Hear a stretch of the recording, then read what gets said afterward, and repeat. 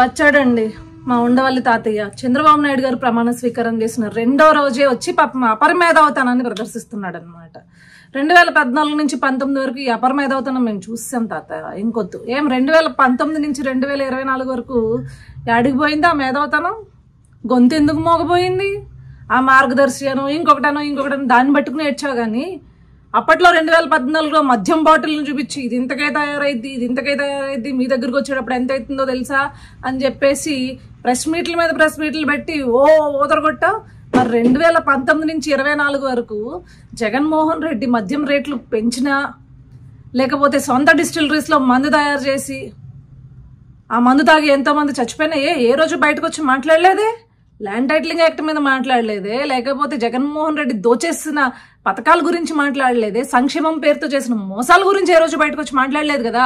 అంటే ఇప్పుడు చంద్రబాబు నాయుడు గారు నీలాంటి ఇస్తారు కాబట్టి ఇప్పుడు మాత్రం ఎగేసుకుని ముందుకొచ్చి నీ ఉచిత సలహాలు ఇవ్వడానికి సిద్ధపడిపోయావు. చూడు చంద్రబాబు నాయుడు గారు మంచితనం అది. 2019 నుంచి 2024 వరకు మాట్లాడితే జగన్మోహన్ రెడ్డిని తాట తీస్తాడని మూసుకుని కూర్చున్నాం అనమాట.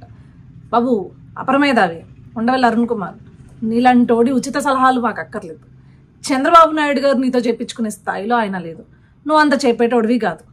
రాష్ట్రం కోసం ఏం తీసుకురావాలో, ఎలా నిధులు తీసుకురావాలో, ఎలా పెట్టుబడులు తీసుకురావాలో ఆయన కన్నా అవగాహన ఉన్న వ్యక్తి ఇంకొకటి లేడు. ఫస్ట్ ఆఫ్ ఆల్ రాష్ట్రానికి ఇప్పటివరకు ఏదైనా అభివృద్ధి జరిగిందంటే ఆయన హయాంలోనే జరిగింది.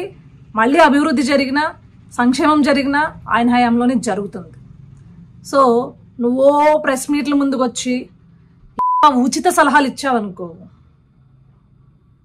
మేము కూడా ఇలానే మళ్ళీ తిరిగి 2019 నుంచి 2024 వరకు ఏం పీకావు, ఏమయ్యాయి నీ ఉచిత సలహాలు అపరమేధావ్ గారు అని చెప్పేసి అడగాల్సి వస్తుంది అన్నమాట.